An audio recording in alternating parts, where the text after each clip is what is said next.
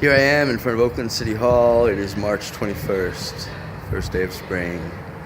My friend Lashana Griffith in Barbados sent me a happy World Poets Day message this morning asking me to come up with something for the occasion. Didn't quite have a chance to do that today, but I would like to perform a signature piece since the dawn of recorded history. Here I am, one of my favorite places to rehearse, in front of Oakland City Hall. As you see, if I stand right in that center, the amphitheater that you can now see behind me gives a wonderful echo, and its chorus is right back. Sounds wonderful. So here I am. I'm going to do my piece since the dawn of recorded history. For Lashana in Barbados, my fellow poets, thanks Maya Angelou. Since the dawn of recorded history, mortal combat has been a fact. We are even told the first son of man was murdered by his brother's act. We only know what we are told, though indeed we were not there. But war has plagued our species at different times, most everywhere. Here in these United States, when they were not united by nothing more than color uniform, opposing teams were shot when sighted. As barbaric as the past may seem when we are looking back at the times of such atrocities, they are thought the proper track. Vaccination against such ill is this poet's attempted task, even if it seems unrealistic that war's prevention one should ask. Like running toward the ocean and telling the next wave to stop. So it is the advancing of armies ignore the pleas of their human crop. Speaking a different language with orders to ignore, despite the pleading of mothers, families are slaughtered in war. This is not unfounded fiction or the words of the mentally ill. These are horrific facts of history. War means soldiers kill. An ounce of prevention is worth a pound of cure. The adage of old, we are told. Therefore, to different purpose, I struggle to not be sold. Because of my medic background and the tragedies I've seen, from potentials affecting our species, my soul cannot be clean. War is held by human hands. Thus, before its flames are lit, in the evolution of creation, we must evolve to conquer it. Energy used for destruction could propel us to the stars. Proven by the engines we use daily in our cars. Petroleum could be destructive, but as fuel it is harnessed well. Likewise, our warheads on missiles could take us to the heavens instead of hell. Is it just a fantasy that somewhere in our roots we share what can bring peace to everyone? Or is it more reality that our species has to war, evolving from the sword to long-range gun? Is it fact or fiction that we are all created and the saints are worth an ear in which to hear? If we, within 200 years, evolved from horse to car to jet, why can't we then believe such road is near? One where we sail solar winds beyond the planets we can see as we reach for that horizon, like we once approached the sea.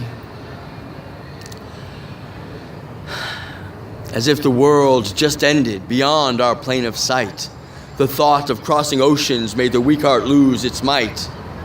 Some believed such journey was not intended for our feet, and doubted that survival would be granted to such feat. But we have long since proven that the earth indeed is round, and beyond where we have been, there is treasure to be found. Within the very elements that exist within the earth, there are the energy and resources by which to propagate our birth. Like ships that float on water, can be lumber, glass, or steel, So ability to survive deep space is possible and real. If we do not have faith, then there is no need we should try. But doubt was once insisted that we could not traverse the sky. Yet here we are with Concorde jets and shuttles out in orbit, and on the surface of distant moons and Mars, our rovers sit. Is it just a fantasy, or can we reach the stars? Humans have intelligence to evolve there with our cars.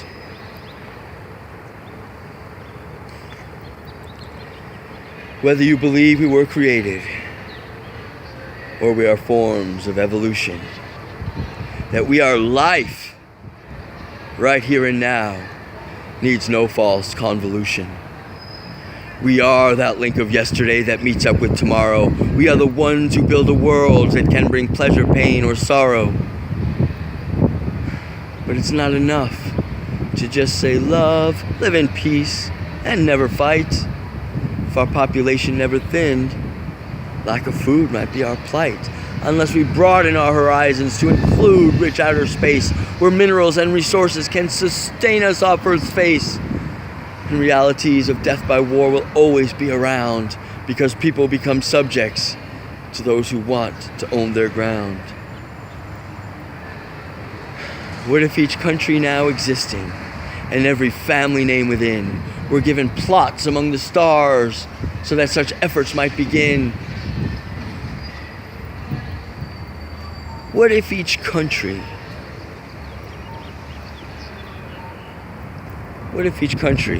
and every family name within were given plots among the stars so that such efforts might begin to focus our attention on making that dream real, so the lands of distant planets the adventurous can feel? Humans are amazing, just look at what we've done and think of our potential, and stars as warm as our own sun. Education is that master tool whereby impossible is not, and from what never was before, we invent with what we've got. Cars and planes and rocket ships, cell phones, games and satellites, electricity and processed fuel to keep us warm on freezing nights. Buildings 100 stories tall, and chambers deep in earth, and submarines on ocean floors, all prove we can be near our birth. Instead of being foolish forms who wilted despite chance, we can populate the heavens and prolong our species' dance. Our bodies are quite delicate, and our chemistry as well, but that indeed we are beloved, religion's oracles still tell. Instead of into hopeless doom of what keeps happening again, we can evolve in sweet creation so that the cosmos welcome men and the women who beget them from the tender of the womb, who nurse with their own nipples, not to send love to its tomb.